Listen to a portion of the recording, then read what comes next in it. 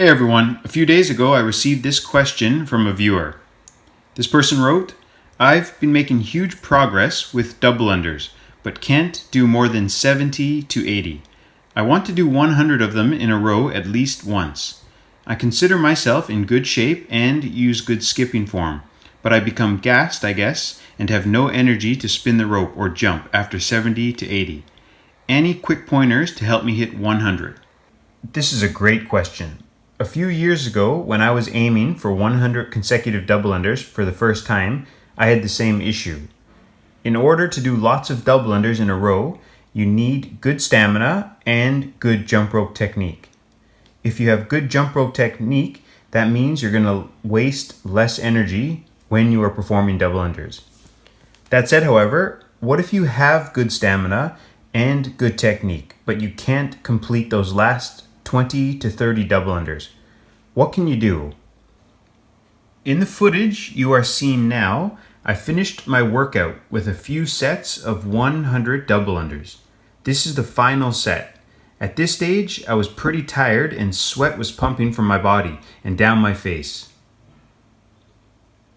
After doing about 40 double unders, I didn't think I'd have the strength and stamina in my legs and arms to do 60 more.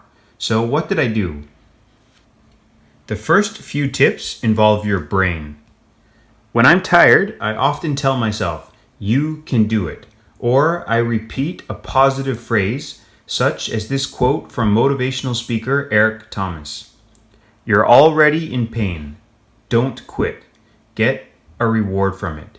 So, when I'm tired, I often repeat a quote like that or something positive to my mind to keep myself continuing forward, to keep going, to not give up.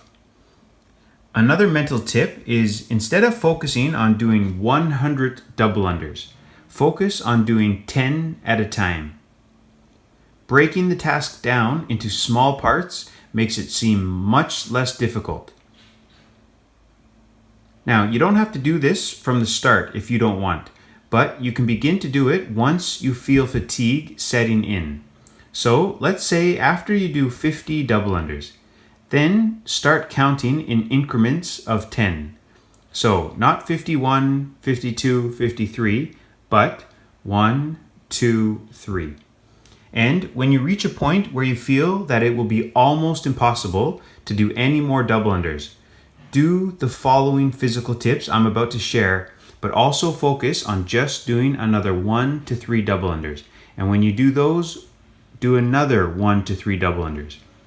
Usually, during physical tasks, we reach a point where we feel we can't continue. But if we can just get past that point, we can get a second wind.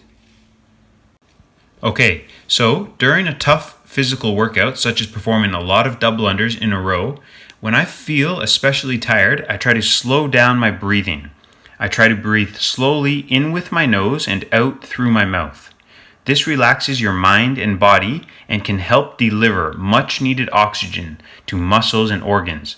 Plus, it helps to keep your body less tense. Once your body becomes tense, fatigue soon follows. Another simple strategy is smiling from time to time. When you smile, it helps relax your body and releases tension from your body. When you get tired, usually our technique gets poor, but try to keep using good form. That said, when your wrists and arms begin to get tired, or even before then, when you're performing a lot of double unders, try this tip. Let one wrist do the majority of the work. So, for example, try to focus on spinning the rope with one wrist slightly more than the other. Both wrists will still be spinning the rope, but more of the action will be coming from one wrist. And therefore, this allows one wrist to get a slight rest period. Then you can alternate wrists. Another tip that some people find helpful is varying the speed at which they spin the rope and jump. For instance, when I'm fresh, I often spin the rope more slowly, and then I will spin the rope faster when fatigue sets in. And this allows me to get a lot of double unders done and closer to the finishing line. And then at this stage, I will be tired but close to my goal, so I spin the rope slow again, which is less physically tiring but allows me to continue without stopping. So there you are, some quick tips. And if you already have subscribed, don't forget to click on that bell so you'll be notified when I put out new content. Alright, I really hope you enjoyed this video, and as always, I'd love to hear from you down below in the comments section. If you have any questions or comments, please share them with me, and if there's anything that you'd like me to cover in future videos, please just let me know. Alright, thanks for watching. Until next time.